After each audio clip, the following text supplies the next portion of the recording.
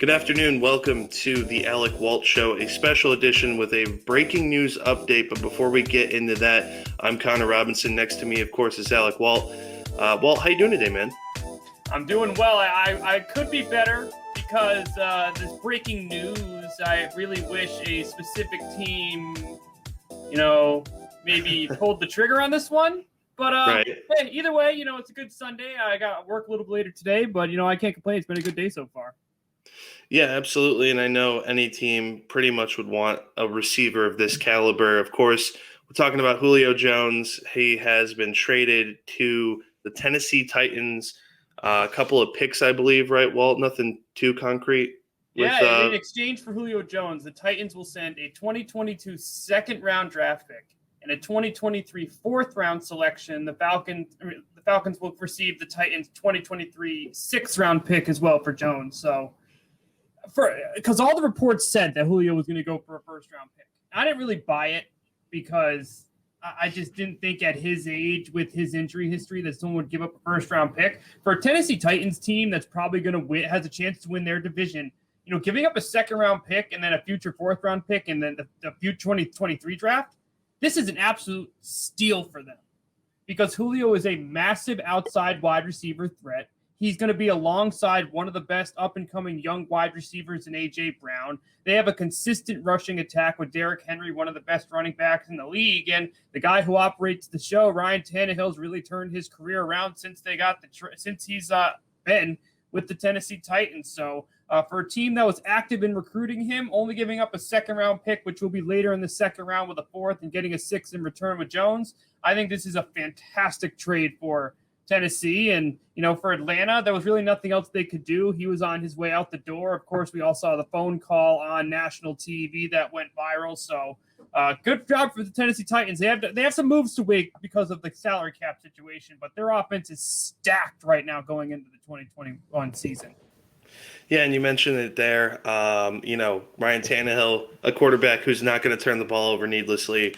Not a household. I mean, he's a household name, I would say now.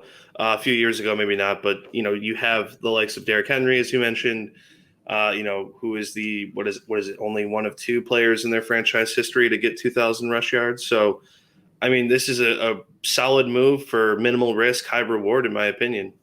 Yeah, I mean, the only concern here is Julio Jones does have an injury history. If he was to get injured, the Tennessee Titans aren't the deepest at wide receiver. You look at their depth chart outside of Brown and Jones. They have Josh Reynolds, who's actually pretty underrated, but, Nick Westbrook, Chester Rogers, Mason Kinsey, Cody Hollister. I'm mentioning a lot of names that people aren't too familiar with really outside of Nashville, Tennessee. Then also don't forget, this was an offense that was very active in using the tight end. Delaney Walker, Jonnu Smith over the last couple of years. Walker's still a free agent. Smith's now with the New England Patriots. Their tight end room right now is Anthony Fursker, Jeff Swaim, Jared Pickney, Tommy Hudson. I mean, we're mentioning some guys, who aren't going to be picked on many fantasy football teams next year. So, even though this was, a move that is very reasonable for the Titans, only giving up such a late-round pick, remember, he is on the back nine of his career. He does have an injury history. If he stays healthy, this offense will be nasty. If he does deal with some injuries, Brown's still going to be a star, but their depth really after that is not the best. Absolutely. And, as you mentioned, injury history, even in limited production last season, 51 catches, 771 yards. That's an average of 15.1, which is actually the highest of the past 3 seasons. So do you think that he's got the longevity, as you mentioned, back nine of his career? He's 32 now. Yeah. How does his first season look? Does he get more than 10 games under his belt? Does he have some injury problems? How do you think this is going to play out for his first season?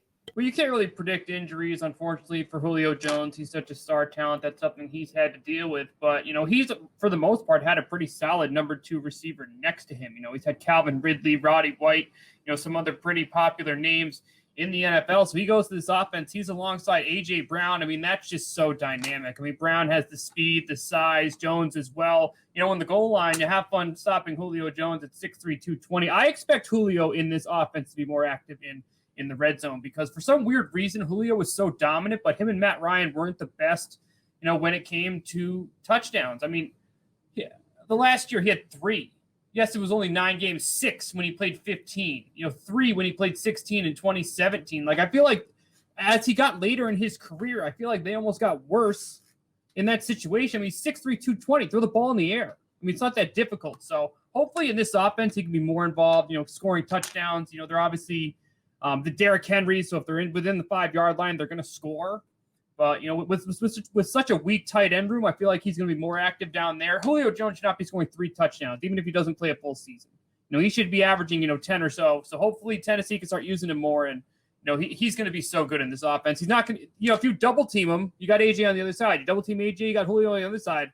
It's not going to be easy to stop this duo. And plus, you can't forget about what's in the backfield. Tennessee, if they may play their cards right, they're going to have an absolutely unbelievably dynamic offense. Yeah, and this is a team, that has a pretty solid defense. They made it to the playoffs multiple times now, proving that they're not just, a Cinderella story, but they're actual contenders in the AFC. I mean, it's hard to say for sure whether or not they'd make it past Kansas City. A lot of teams are having trouble with that. But, moving forward, what do you expect the arrival of Julio Jones to do to A.J. Brown? Do you think it's going to elevate his performance, or do you think it has a negative impact?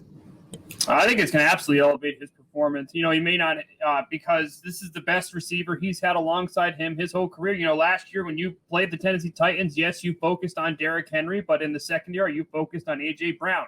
Yes, they had Corey Davis and some other solid depth receivers, but, none of these guys are Julio Jones. I think if he's going to have more opportunities there on the outside, more one-on-one opportunities, either way, you're going to have to keep an eye on both of them. It's going to be unbelievable. So they're just going to move these two around. They're going to try and confuse the defense. Play action games can be unbelievable because you have to respect the running game here. So, I think A.J. Brown will be even better. I mean, yes, you still have to feed both of them. So, we could see maybe a statistical drop or a red zone drop, but these two are just going to be absolutely unbelievable alongside each other. I mean, A.J. Brown was very active in recruiting him. So was Derrick Henry. These two guys want to play together as a team, and a lot of players want to play for Mike Vrabel. A lot of those types of things matter. I think he fits the identity. He fits this team, and I think he wants to go to Tennessee, and all these things are connecting for them all to all be successful if they can all stay healthy.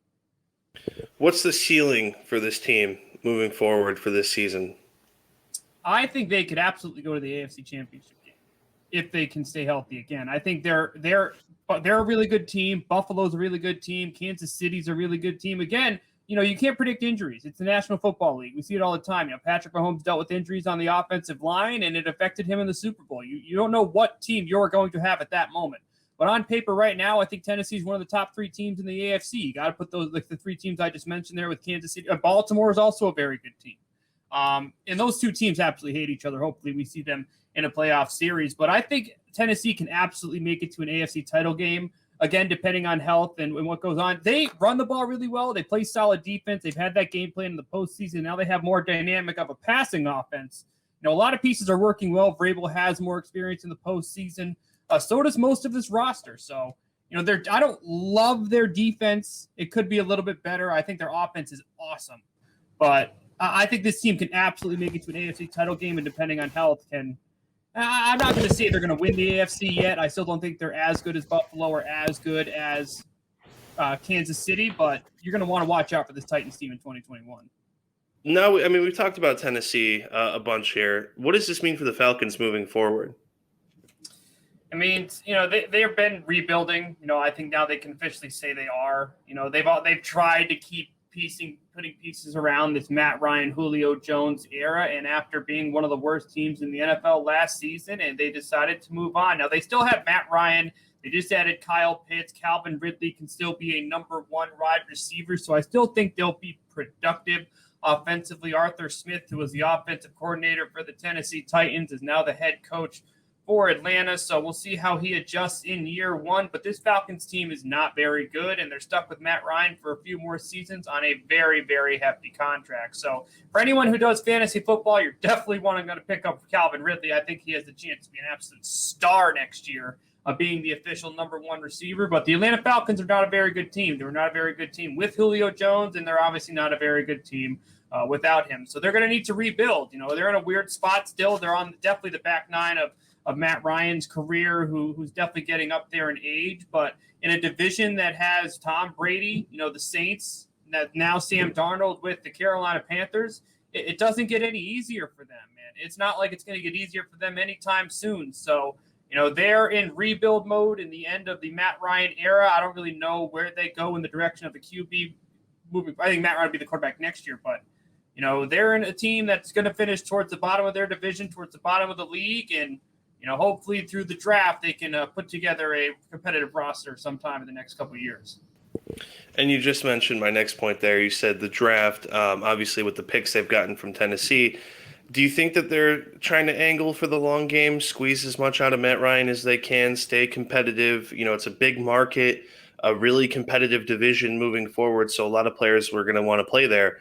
Is that the angle you think they're going for the long term?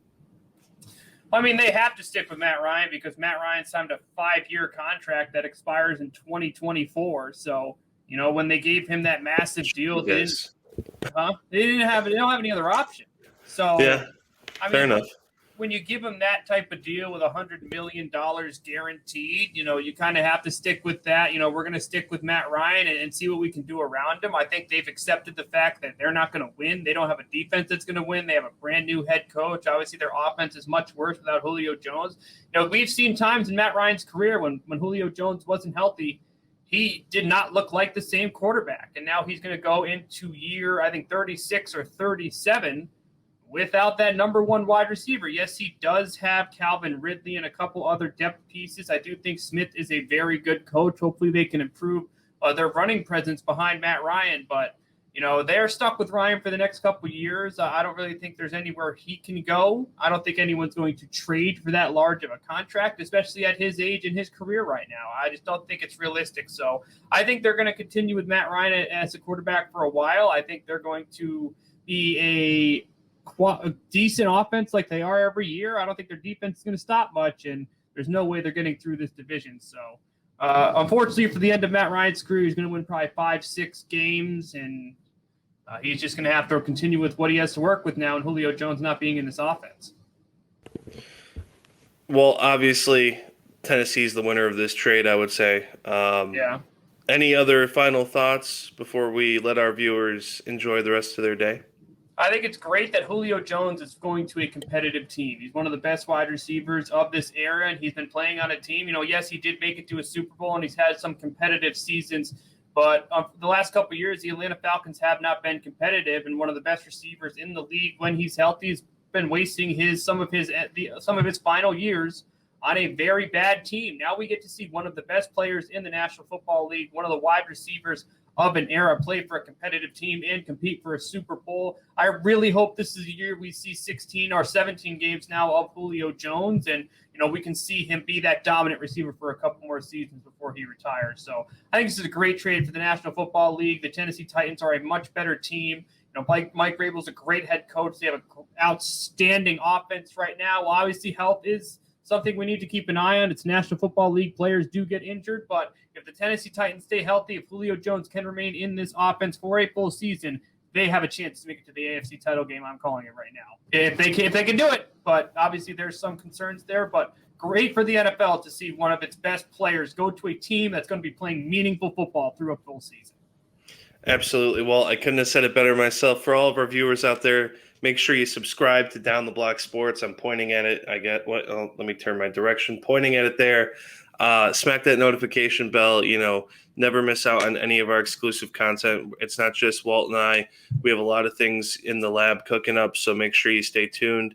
Wherever you are, leave a comment below. Tell us what you think about this trade and who's the winner. We both think Tennessee, obviously, but that does it for us here. Make sure you like, rate, subscribe, and we'll see you next time. Thanks for tuning in, everyone.